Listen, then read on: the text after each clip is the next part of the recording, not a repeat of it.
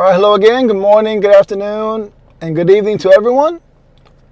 It's been raining here in Hawaii today, all week actually, but nonetheless, I'm in a good mood.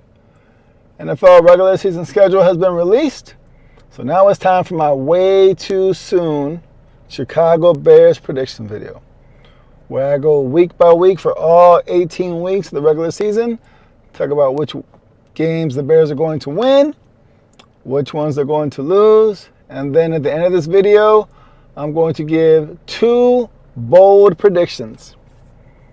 Is it wishful thinking? Maybe a little bit, but I really tried to look at the numbers, look at what the teams did in free agency and in the draft, and put my personal feelings aside. So, if that's something you're interested in, then let's check out the intro and get into this video.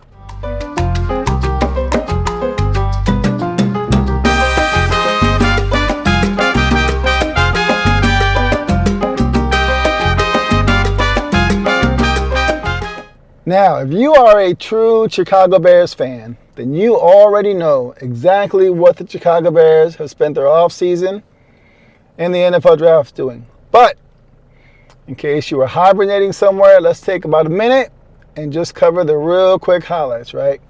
Offensively, everybody knows the Bears have a new top 3. DJ Moore, Keenan Allen, and Rome Odunze. Probably the best wide receiver trio in the NFL. Catching passes from the number 1 overall pick, Caleb Williams. On the defensive side of the ball, we brought back Jaylon Johnson, one of the top cornerbacks in the NFL, to help strengthen our already top 10 defense, right? Which is good. So, those are the big things, right? Yeah, we had a couple other players. We got DeAndre Swift. We got Kevin Byard to replace Eddie Jackson. We had a couple of people in the center to help our O-line, but the big things were Jaylon Johnson for defense, top 3 for the offense, and Caleb Williams. Those are the big things. So looking at the NFL schedule, week 1, we host the Tennessee Titans. Take a look at what they did in the draft. The big signing was J.C. Latham. Good pick if the guy can actually play left tackle. That's an unproven. You know, same thing on the offensive side of the ball. Titans still have DeAndre Hopkins. He's still good, but he ain't what he used to be. If you look at their offense overall, it was bad last year. It's probably going to be bad this year. Plus, at home for the Chicago Bears, this is a must-win game. Caleb Williams and the Bears will get the W at home. Takes us to week 2 where we visit the Houston Texans. Will Anderson is going to do what Will Anderson does. He's going to test our O-line. C.J. Stroud, they went ahead and got him a true wide receiver 1 with Stephon Diggs. This is going to be a close game. The Texans were playoff contenders last year. They're going to be playoff contenders again this year. At Houston, the Bears will take their first loss on the road. At the Houston Texans, we go ahead and visit the Indianapolis Colts. Anthony Richardson, still undecided on him. They did good in the draft, though. They got some young cornerbacks, a couple good safeties to help bulk up that defensive side of the ball. That said, the cornerbacks and safeties that they did draft, while they are good on paper, they were really good in college. They're young, they're inexperienced, and that is something that our big 3 will exploit. The Bears will get the W in Indianapolis. Followed by week 4, where we host the LA Rams. Again, another test for our offensive line with Jared Verse. This guy was a beast, right? I don't watch a lot of college football, but this was a player that I really wanted the Bears to take before the draft. Played out the way it did, and when I was watching his tape, he dominated in college. Also, you have Matt Stafford. You know what Matthew Stafford's record is against Chicago Bears? Excuse me while I stuttered over my words. 34-13. Hate to say it. After week 4, Matthew Stafford will be 35-13 because the Bears will take a loss here. Week 5, we again stay at home and host the Carolina Panthers. Look, I'm not going to kick them when they're down, right? We took their best player in DJ Moore. They took the wrong quarterback. Bears get the W. Easy. It is what it is. Week 6, we then travel to London and go against the Jacksonville Jaguars, right? Okay team. Good, not great. The weaknesses going into the draft were wide receiver, cornerback, and defensive line. All three were addressed during the draft. I think if they had gone in a different order than what they did, they could have had better players. For example, instead of going wide receiver in round 1, if they had gone cornerback, they would have gone and landed the best, arguably, the best cornerback coming out of college. They didn't go that route. They went the way they did. Again, this is a good but not great team. The Bears will get the win in London during Week 6. Week 7, a bye week. That's great. Takes us to Week 8, where we go ahead and visit the Arizona Cardinals. The Washington Commanders is Week 8. Jayden Daniels, the guy that the Washington Commanders took number 2 overall. He's frail. He can't attack the middle of the field. And yeah, you got Scary Terry, Jahan Dotson. Those are 2 good players. But aside from those 2 and an unproven QB, there's something there. And oh, by the way, what's behind Jayden Daniels? This guy by the name of Marcus Mariota. Yes, we're on the road in Washington. The Bears will get another W right here, Week 8. Week 9, now we travel to go visit the Arizona Cardinals. I'm excited for this game for 2 reasons. Number 1, I got my tickets. I'm going to the game. Number 2, Kyler Murray and Marvin Harrison Jr. I think the Arizona Cardinals are going to be one of those teams that people think is good and turns out being better than they were expected to be. This is Week 9. Kyler Murray, Marvin Harrison Jr. Again, that chemistry, they've had time to build it and develop it. This is one of those games that the Bears on paper should win, but every year we see it time and time again where a team that should win on paper loses. Sorry, Bears fans. This is one of the games that the Bears will lose. Takes us to Week 10. Stay on the road and visit the New England Patriots. Drake May and Jalen Polk versus Caleb Williams and Rome Odunze. 2 rookie quarterbacks with the new best friends with rookie wide receivers. Good game. Patriots don't have much. The Bears will get the W here. Which takes us to Week 11. Week 11, the Chicago Bears will host the Green Bay Packers. Let me give you a number real quick. 2,163. That is the number of days that will have passed since the Chicago Bears last beat the Green Bay Packers. Caleb Williams, if you're watching this video, I'm here to tell you, I don't care if you go 10-0.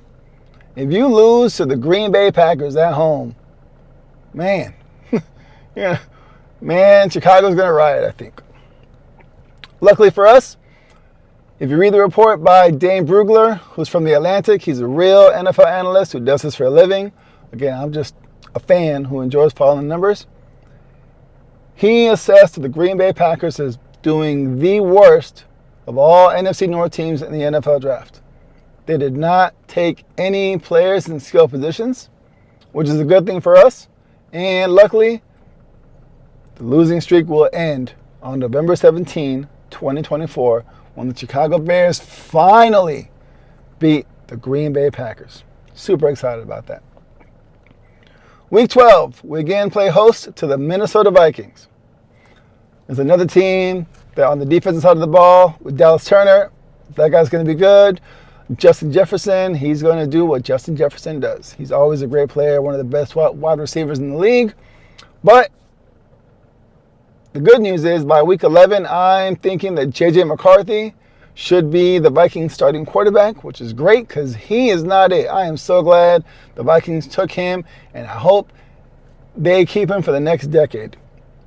The Bears will beat the Minnesota Vikings at home. Takes us to Week 13, where we go ahead and visit the defending NFC North champion, Detroit Lions. Look, I will give credit where credit is due. This is not the Detroit Lions of old, right? They went all the way to the NFC Championship game. They definitely addressed their defensive shortfalls in the draft. The good news is they still have Jared Goff. They just signed him to a massive contract. And the Bears have proven time and time again that if you put pressure on Jared Goff, he will make mistakes that our defense will take advantage of and exploit. However, it will not be enough. The Bears will lose to the Detroit Lions in Detroit on Thanksgiving Day. After that, we stay on the road and go visit the defending NFC champion, the San Francisco 49ers. Look, we are not going to win that game, right? The Niners are who they are. They're a great team. We're on the road. Yeah, Bears lose. I'm not going to take a lot of time on that. After that, we stay on the road, go visit the Minnesota Vikings. I said what I said about them earlier. We saw them in Week 12. We beat them then. Here it is, Week 15. We're on their turf. We're still going to beat them. We will sweep the Minnesota Vikings this year. Week 16, we play host now to the Detroit Lions. They beat us at home. We will beat them on our turf. Chicago Bears will split with the Detroit Lions. This takes us now to Week 17 for our last game at home, where we play host to the Seattle Seahawks. Again, Byron Murphy is going to be a defensive stud for that team for years to come. But on the offensive side of the house, Geno Smith, DK Metcalf, Tyler Lockett, good, but not great at this point. I'm still not sold on Geno Smith. Plus, we brought in Shane Waldron, who just came from the Seahawks. This will be a game that the Bears will win again. To close out the home season, the home game schedules, Bears get the W. Lastly, Week 18 at Green Bay.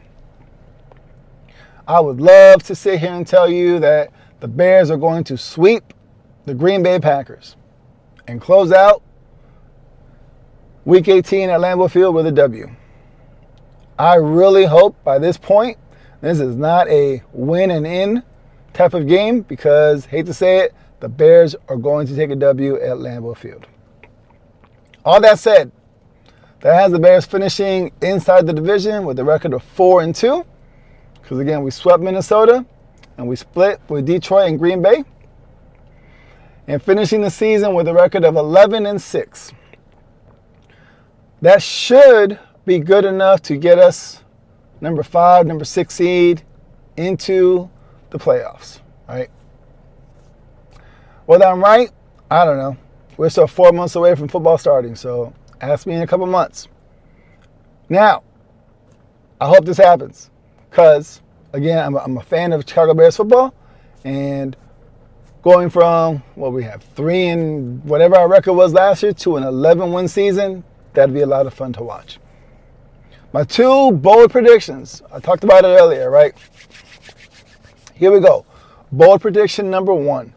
The Chicago Bears will have 2,000-yard receivers this year. Something we have not seen since Brandon Marshall and Alshon Jeffrey were catching passes from smoking Jay Cutler. I'm leaning towards it being DJ Moore and surprisingly Rome Odunze, but I don't know. All I know is 2 of the big 3 are going to have 1,000-yard seasons. Good news for us. Bold prediction number 2. Caleb Williams will eclipse 3,800 yards. Really, really wanted to say 4,000, but, yes, on paper, we look good. I hope everyone turns out to be as good as we expect them to be, but they're still young. They're rookies. We have a, first-year offensive coordinator for the Chicago Bears, so there's a lot of moving pieces, a lot to learn. 3,800 in itself is a good number, so that's what I'm saying. He will eclipse 3,800. So overall, that's it. Again, whether I'm right, wrong, I have no idea. All I know is I enjoy looking at the numbers, doing the research. So in a few months, as the season progresses, we'll see how it goes. Until then, take care and see you next time.